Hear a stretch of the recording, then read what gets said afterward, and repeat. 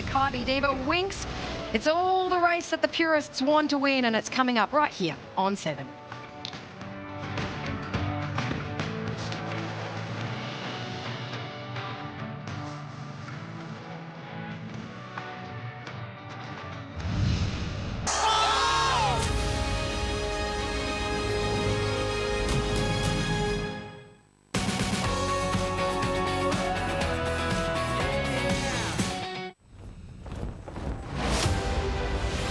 After William Samuel Cox, Moonee Valley's Racing Club's founder, the WS Cox Plate was first run in 1922 for a mere £1,000.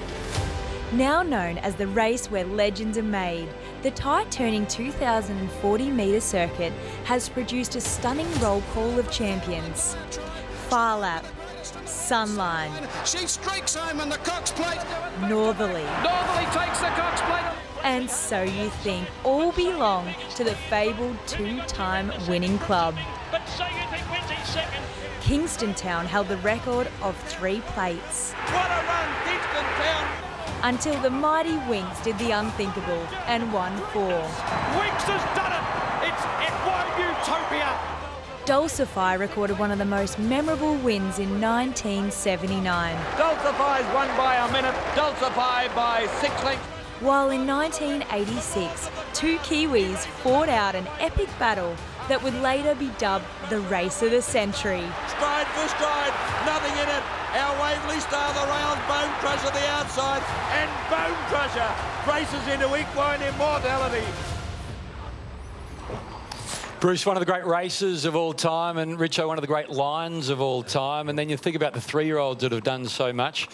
20 winners of the Cox Plate have been 3-year-olds from the 100 runnings. It is extraordinary, Bruce, and none of them have been younger than Animo. He's actually still only a 2-year-old. He was foaled on November 16. He'd be there to create history today, Bruce. He would, Rich. I mean, it's an amazing stat, isn't it? We looked at that during the week, but you have a look at those 3-year-olds that have won this century. These are the 3 of the 20. So Savabeel, So You Think, and Seamus Award. And we've compared the 2 today, Heyman, Richo, and Animo stacks up oh so well, doesn't he? I mean, So You Think was so raw.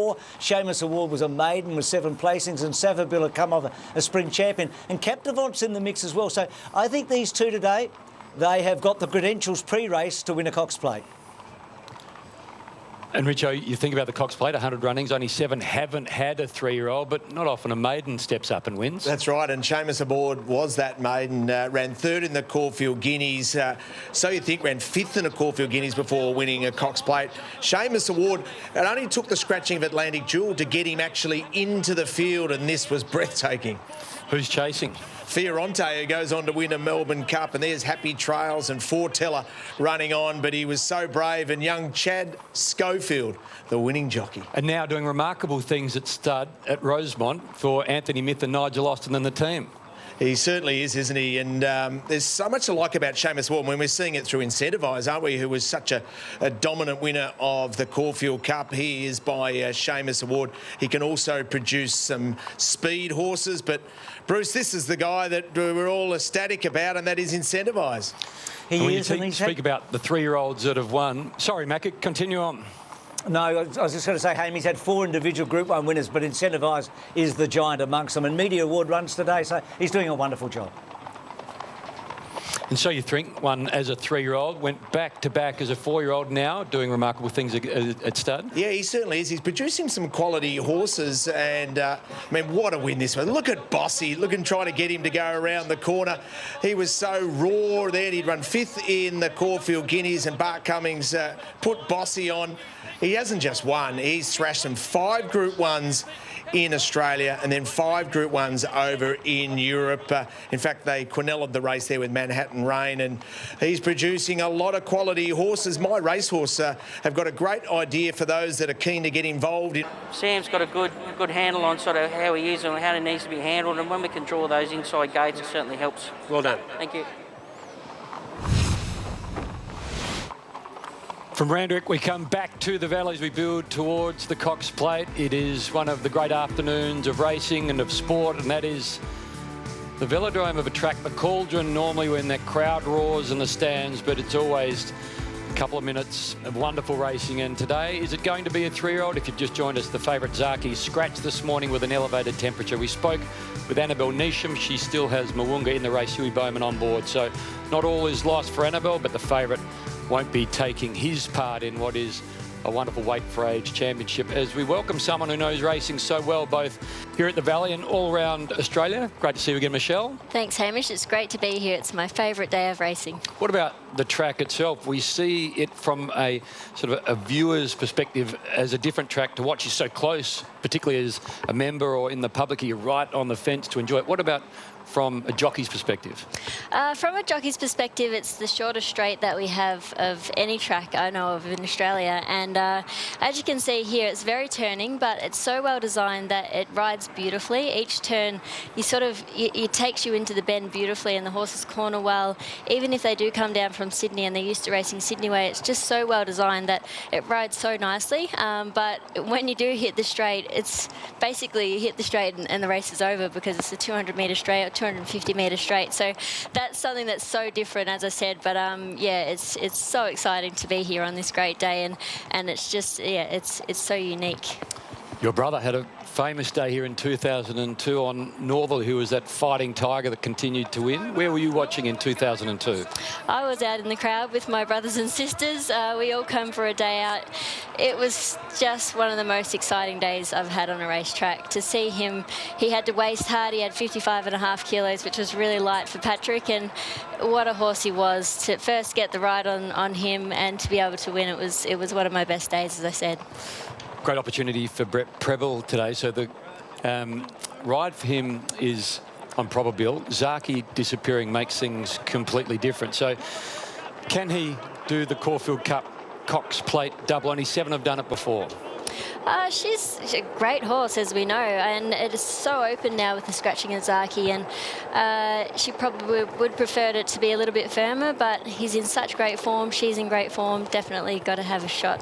What about the Grand Slam? So there's 4 majors in Australian racing. The Caulfield Cup, he claimed his 3rd of the 4. No Cox Plate yet.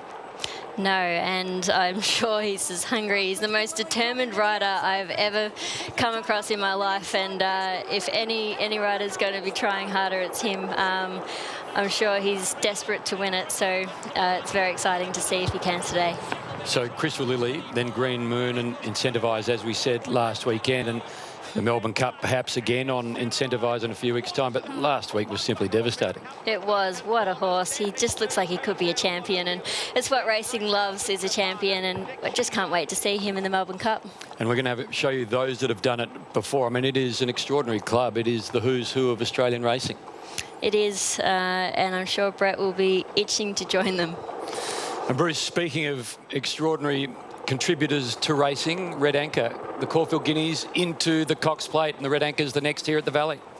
I was there the day he won Red Anchor in 1984, and they named the race the next year after him a Red Anchor Stakes. He won as a 3-year-old, Michelle and Hamish, you'd know. And this was a 3-year-old Quinella. It's only been done 5 times, only once since then. So here's Red Anchor with Mick Dittman going past Street Cafe. He'd won the Roman Consul and the Moonee Valley Stakes and the Caulfield Guineas prior to this. He won the Derby after it. He had one more start in the autumn and won it and retired. He was in the Hall of Fame this year, so they named the Red Anchor after him. So he wins the Caulfield Guineas in 1984, but he's the last horse to do the Caulfield Guineas Cox Plate double, and that's where Animo sits today. So Animo here getting over the top of Captivant. Both these 3-year-olds go to the Cox Plate today, and the more I'm thinking about it, the more I'm thinking it might be a 3-year-old's race. I feel like these 2 horses have got some great credentials. So the Red Anchor, the next race, named after a horse who's now in the Hall of Fame, who won the Cox Plate as a 3-year-old in 1984.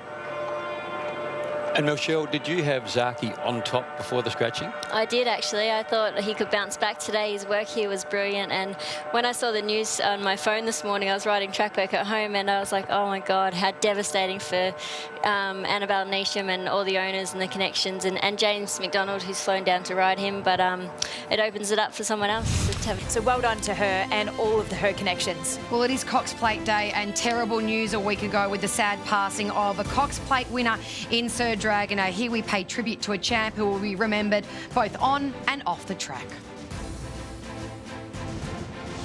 Sir Dragoner takes the lead, coming clear and joins a century of legends.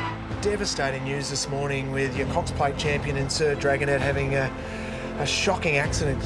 Yeah, it's pretty hard pill to swallow. Yeah. He's such a, got so much respect for the horse, and from what he's done, and probably wasn't too far off having a career at stud. So he was obviously a favourite. So yeah, tough day for the stable.